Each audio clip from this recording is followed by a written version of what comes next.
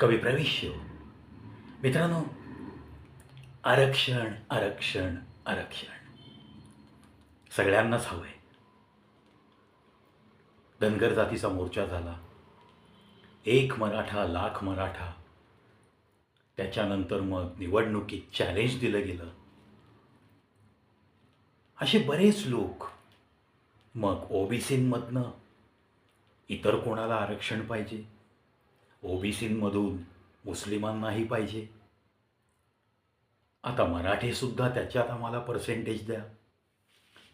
बाबासाहेब आंबेडकरांनी आरक्षण का द्यायचं हे त्यावेळेस लिहून ठेवलेलं आहे.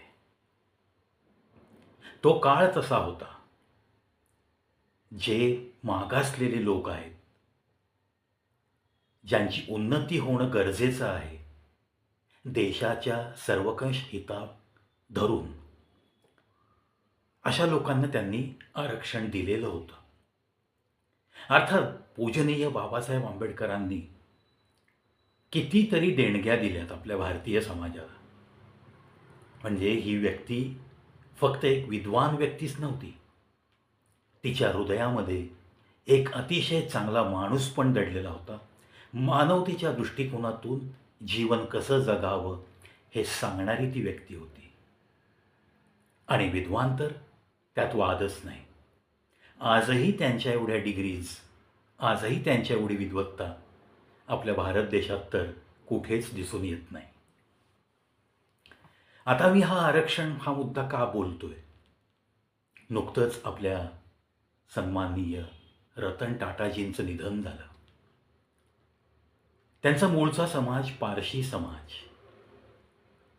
कधी पाहिलेत तुम्ही पारशी लोकांनी सरकार दरबारी काही दरवाजे वाजवलेत? आम्ही अल्पसंख्याक आहोत, आमच्याकडे बघा, आम्हाला फॅसिलिटीज द्या. एक सिंगल पारशी व्यक्ती मला दाखवून द्या. आणि मी तुम्हाला आज कमीत कमी 15 ते 20 नावं अशी सांगेन की या पारशी समाज सर्वात जास्त अल्पसंख्याक असलेला समाज. म्हणजे या धर्माची लोक तुम्ही हाताच्या पायाच्या बोटांवर मोजू शकता. हजारामध्ये पूर्ण देशात निघतील इतका अल्पसंख्याक हा समाज. 0.007%, 0.007% of the total population of our India हा पारशी समाज आहे. परंतु कधीही त्यांनी इतक्या कमी संख्येने असून सुद्धा कोणतंही त्यांच्यासाठी आयोग नाही, कोणत्याही स्कॉलरशिप्स नाहीत, कोणत्याही फॅसिलिटीज नाहीत. ना कोणी नोकरीमध्ये आरक्षण पाहिजे म्हणून आलाय, ना कोणी कधी मोर्चे काढलेत. हा जो गुण आहे त्या समाजाचा, हा घेण्यासारखा गुण आहे. आता तुम्ही म्हणाल ते लोक कमी आहेत म्हणून काय मागत नाहीत, मग त्यांनी मागावं की? असा एक सूर नक्की लोकांमधनं निघेल. त्यांच्यासाठी खास सांगतो, कुठल्याही प्रकारचं आरक्षण न मागता भारतातल्या प्रत्येक प्रगतीमध्ये योगदान देणारा हा समाज नक्कीच आहे. आपण सुरुवात करूया राजकारणापासून. इतिहासामध्ये तुम्ही नाव ऐकलं असेल, Dadabhai Naoroji. He was Parsi. Bhikaji Cama, he was Parsi. Dinshaw Petit, ही अशी काही नावं राजकारणातली आहेत. फिरोजशाह मेहता असतील. त्यानंतर तुम्ही जर उद्योगाच्या बाबतीत बघितलं तर मी आत्ताच तुम्हाला उदाहरण दिलं, सन्माननीय रतन टाटा. त्यांच्या आधीची पिढी जमशेदजी टाटा, ज्यांनी प्रचंड मोठा उद्योग भारत देशाच्या विकसनशील देशामध्ये जाण्याच्या यादीत नाव जाण्यासाठी धडपड करणारा पहिला व्यक्ती म्हटलं तरी चालेल. प्रचंड मोठ्या प्रमाणात उद्योग उभे केले, रोजगार उपलब्ध केला आणि तितक्याच मोठ्या प्रमाणात या लोकांनी समाजासाठी पैसा ओतलाय. मागे मी एका व्हिडिओत सांगितलं की रतन टाटांची एकूण संपत्ती याचा विचार नका करू, आजचा तुमच्या भारत देशातला सर्वात श्रीमंत माणूस जो आहे, त्याचं आजचं उत्पन्न जे आहे, तेवढी तर त्यांनी फक्त समाजसेवेसाठी दिलेली रक्कम आहे. ह्याच्यावरनं उत्पन्न किती असेल आणि मग त्यांच्या मनाची दानत ही घेण्यासारखी आहे. ही लोकं कधीही आरक्षण मागत नाहीत. या लोकांनी कधीही फॅसिलिटीज मागितल्या नाहीत. ॲटॉमिक सायन्सकडे येऊ आपण. सायन्स अँड टेक्नॉलॉजीमध्ये डॉक्टर होमी भाभा आणि होमी सेठना ही 2 नावं आपल्या इथले दिग्गज scientist. They were also Parsi. आता संगीत क्षेत्रात म्हटलं तर जुबिन मेहता आहेत. त्यांचं नाव तुम्ही ऐकलंच असेल. कोणतंही क्षेत्र घ्या, क्रिकेट घ्या तुम्ही, नरी कॉन्ट्रॅक्टर आणि Farokh Engineer who was the best opening batsman of our India for a long time with Sunil Gavaskar. ऐकलंय ना नाव, फारुख इंजिनियर. अशी ही पारशी मंडळी कोणत्या क्षेत्रात नाहीत असं नाहीत. कायदेपंडित नानी पालखीवाला नाव ऐकलं असेल आपण. Nani Palkhivala he was also Parsi. असे कितीतरी लोक आहेत. नरिमन, जमशेद कामा, हे सगळे आपली पारशी मंडळी कायद्याच्या क्षेत्रात वावरणारी मंडळी होती आणि अतिशय कायदे तज्ज्ञ म्हणून त्यांनी नाव कमवलं. आता बॉलिवूडचे अट्रॅक्शन खूप लोकांना असतं. बॉलिवूडमध्ये सुद्धा अर्थात बॉलिवूडमध्ये कोण कोणाला पुढे का येऊ देत नाही हा एक मोठा गहन विषय आहे. आणि मग तो विषय जर खोदून काढायचं ठरलं तर बहुत बडी बडी मछलियाँ जाल में फसेगी असं बोललं जातं. मग या बॉलिवूडमध्ये कोण कोण आहेत पारशी? सोहराब मोदी आहेत. 3 इडियट्समधला तो प्रोफेसर बोमन इराणी आणि वेल बिल्ट जॉन अब्राहम. जॉन अब्राहम हे पारशी आहेत. त्यांचा उल्लेख कधीकधी इब्राहिम केल्याने लोक कन्फ्यूज होतात. आता हे तुमचं ॲक्टिंगचं क्षेत्र झालं. त्यानंतर तुम्हाला रायटरसुद्धा काही लोक यांच्यात होऊन गेले. रोहिंग्टन मिस्त्री,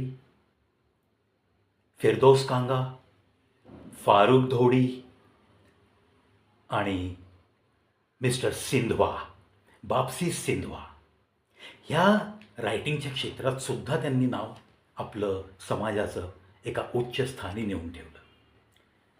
सैन्य क्षेत्रामध्ये सर्वांना माहिती आहे, field marshal Sam Manekshaw. He was the great army person. त्यांच्याविषयी अक्षरशः त्यांच्यावर कादंबऱ्या आहेत.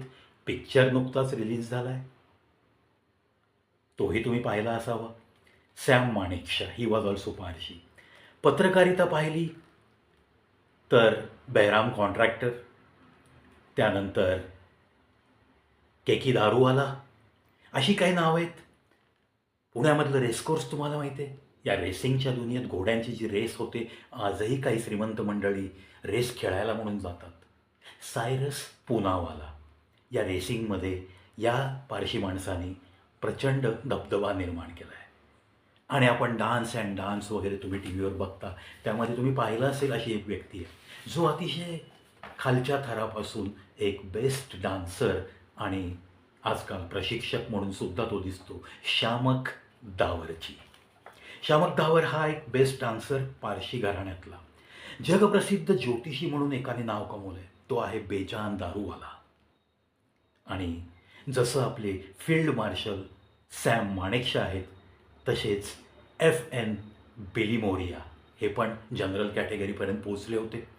त्यानंतर मेजर जनरल सायरस पिठावाला आणि जनरल खंबाटा, अशी ही पारशी लोकांची लांबलचक यादी होऊन जाईल की ज्यांनी कधीही आरक्षणासाठी या सरकारकडं कधी दाद मागितली नाही, भीक मागितली नाही. ऑन द कॉन्ट्ररी याच्यातल्या कित्येक लोकांनी समाजासाठी भरपूर आर्थिक योगदान दिलेलं आहे. अनेक प्रकारच्या संस्था काढलेल्या आहेत. अनंत प्रकारे कुठलाही धर्माच्या पलीकडे जाऊन त्यांचं चॅरिटी वर्क चालू असतं, समाजसेवा चालू असते.